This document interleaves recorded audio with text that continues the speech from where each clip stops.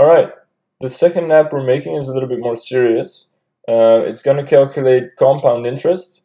So, if you start out with a certain amount of money in your bank at a certain interest rate, it can tell you how much money you'll have after X years, assuming you don't spend anything in the meantime.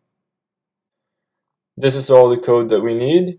Let's zoom in a little bit and figure out how each part works. Note that there is still a mistake in the code, which we'll fix later. So if you put the code in Xcode like this, it won't run yet. The first thing we're telling the computer is that there is something called interest with the value 1.05 in this line. To add 5% interest to something, we multiply it with 1.05, right? So that's why the number is 1.05. Remember that you can see this as a box with the label interest and the number 1.05 inside, as shown on the right. Okay, so the next line is very similar, except that it says var instead of let. It says var balance is 1000. We're still telling the computer that there is something called balance with the value 1000, but the difference is that in this line we're telling the computer that this thing here, called balance, is a variable, okay? Whereas in the previous line we told the computer that interest is a constant. So the word let indicates a constant and var indicates a variable. A constant can never change value while the program is running. So we can never change what's inside the box for a constant while the program is running, okay? With a variable, we can always change the value, so the content of the box, while the program is running. A constant is shown on the right as a solid box, and a variable is shown as a dashed box. Okay, so let me repeat this once more because this is very important. The word let indicates a constant, okay? And a constant can never change value while the program is running. Var indicates a variable, and the variable can always change value while the program is running. In this lesson's code, balance is a variable because it needs to change, and interest is a constant because it should stay the same. So in general, it's good practice to make everything a constant unless you explicitly need it to change, okay? And by the way, some people get confused because of the word variable because it's also used in mathematics. A variable in mathematics is not the same as a variable in programming. In mathematics, a variable is like the unknown of an equation, but in programming, it just means something that can change. Okay, so back to the code. We've defined the interest and the starting balance. Now we want to tell the computer to change the balance to 1.05 times whatever the current balance is, so adding 5% interest, right? And to do that a certain amount of times. So if you want to know what the balance will be after 10 years, we want to do that 10 times, right? We can do that with this piece of code here, which is called a for loop. So a for loop basically executes the same piece of code a certain amount of times, okay? You give it a sequence and it's going to do whatever is between the curly braces for each element in that sequence. You also specify a name which you can then use as a reference to the element that the for loop is currently at. So in this lesson's code we have this as the sequence, which means the range from 1 to 10, including 10. So that's 1, 2, 3, 4, 5, etc. This indicates the current year, so as the name that indicates the current element, we choose year. So if we wanted to simply print each year, we could do that like this. This would print 1, 2, 3, 4, 5, 6, 7, 8, 9, and 10. Okay, so let's go back to the code again. The first thing the computer is going to do is create a box with the label year and the number 1 inside, because we're doing whatever is between the curly braces for each number in the range from 1 to 10, right? And we call the current number that the for loop is at year. So it starts with 1 and calls that year.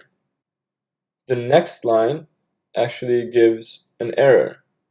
That's because each box, so each constant or variable, has a certain type, okay?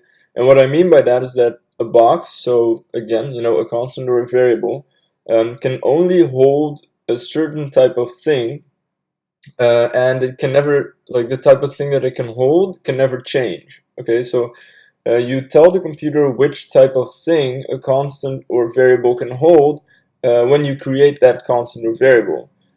So in programming, a number without decimals is called an int, and a number with decimal digits is called a double. Okay, so when we created interest, we told the computer that interest is a double because the number we assigned to interest has decimals.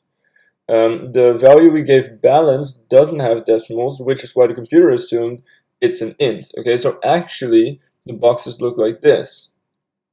Notice how they've changed on the right. So interest is actually a double, balance is actually an int, and year is also an int.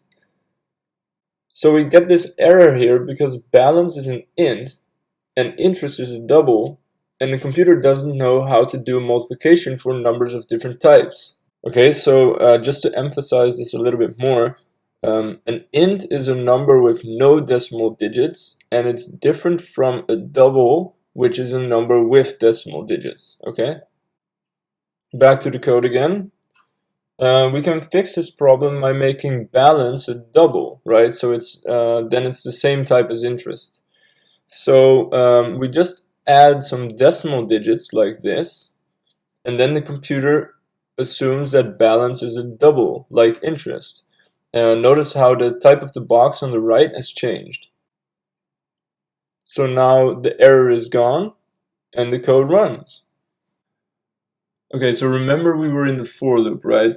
So the computer is now going to update the balance to whatever it's going to be after year 1. And the balance after year 1 is of course equal to the balance before year 1 plus the 5% interest, right? So multiplied with 1.05. So before year 1, the balance is equal to 1,000, and interest is always equal to 1.05.